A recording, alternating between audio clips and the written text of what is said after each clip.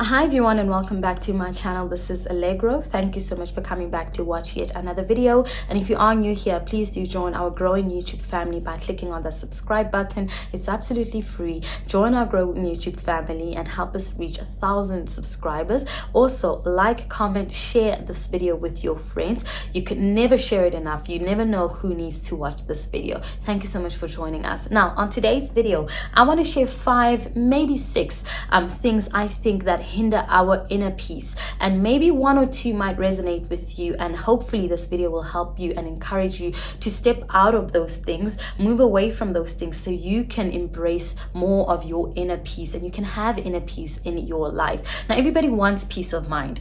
I don't know. I don't know anybody out there who wants the clutter, the overthinking, the not being at peace, the feeling where you feel like you're not fitting in, you're not where you need to be in your life, and there's just so much going on that you are battling yourself internally. We all want inner peace. And for me, right now, I'm in a space in my life where it's so peaceful.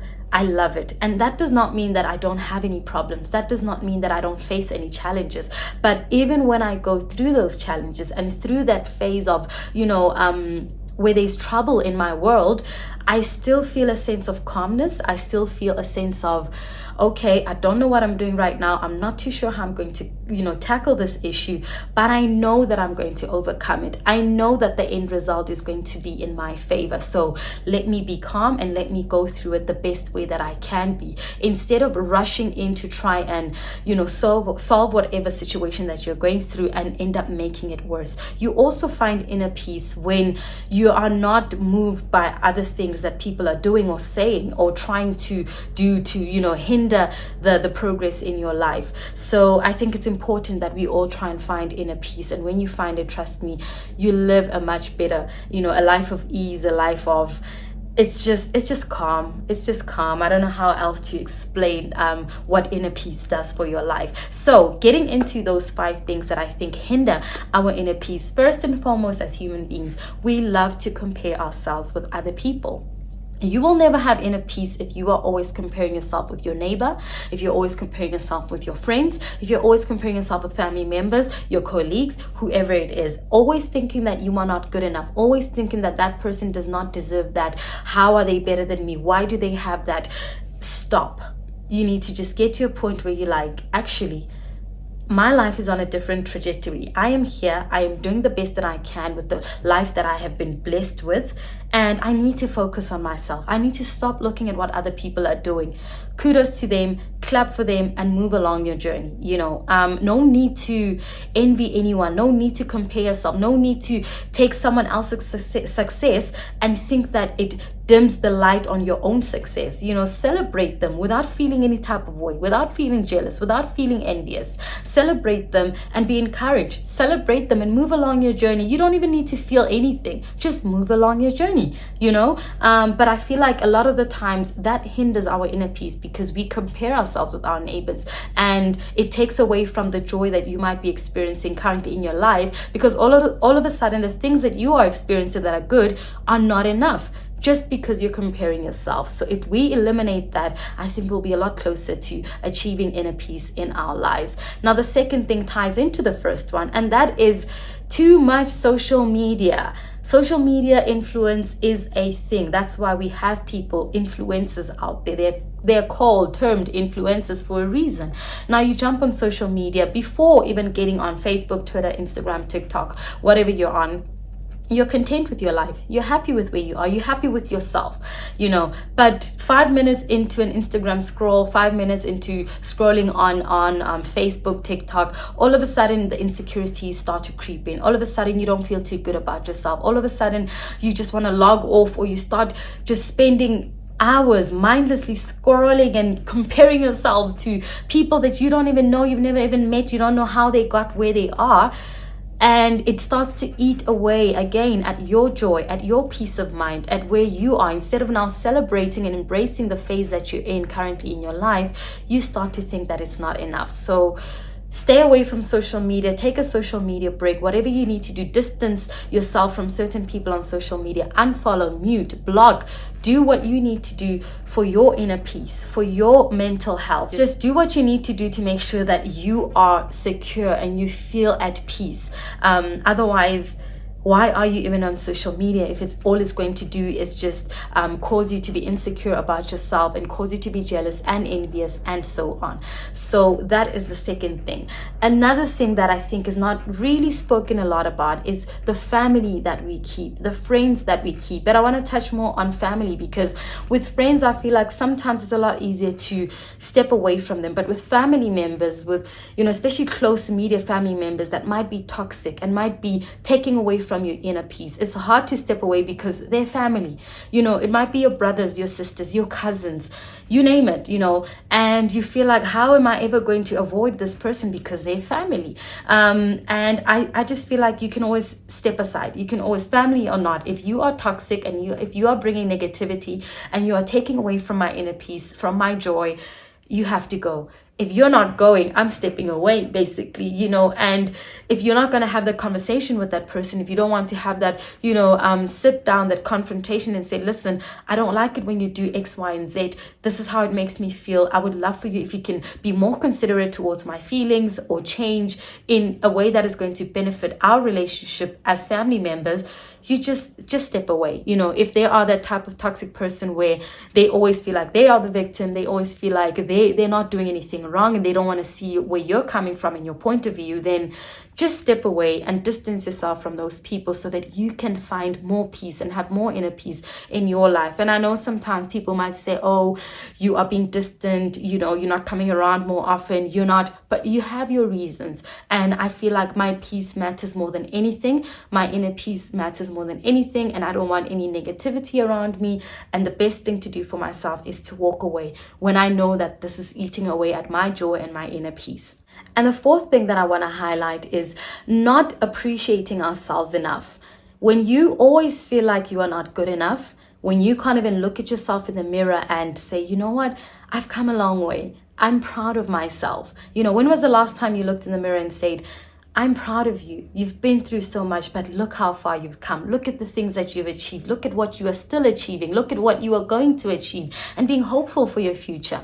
If you can't do that, if you can't even look yourself in the eye and just talk to yourself and speak positive things into your own life, you avoid the mirror. You avoid not even just the mirror, I'm just using that as an example, but you avoid spending time alone because you don't want to be with your own thoughts. You don't want to be with your own feelings. You don't want to embrace yourself just to be alone. You're always with people. You avoid yourself by doing things, sometimes even senseless things, just so that you can get by. Spend time with yourself. Sit down, spend time with yourself, embrace who you are, embrace your struggles, embrace your wins, celebrate the smallest of wins, the biggest of wins, and really come to terms with who you are so that you can move on to the next step. You know, you can't move forward in a positive light if you don't embrace where you come from, if you don't embrace who you are and who you've been. That's where you can really connect the dots and say, listen, I had done X, Y, and Z. I have been this type of person. And in my next phase of my life, perhaps you're moving away from your 20s or stepping into your 20s or stepping into, you know, a new decade of your life, a new age in your life. And you want to be a better person. You want to be a better version of yourself. And that does not mean that you're a bad person, but you just want to be better. You know, I feel like growth is always about being better, improving ourselves. And this is one of the reasons I created this channel. It talks about, you know, self-improvement. I'm always trying to better myself. I'm always trying to be better because I know that this is not the end. You know, I might feel good about myself now. I might have achieved things that I pat myself on the back about, and I'm proud of myself about those things and achieving those things.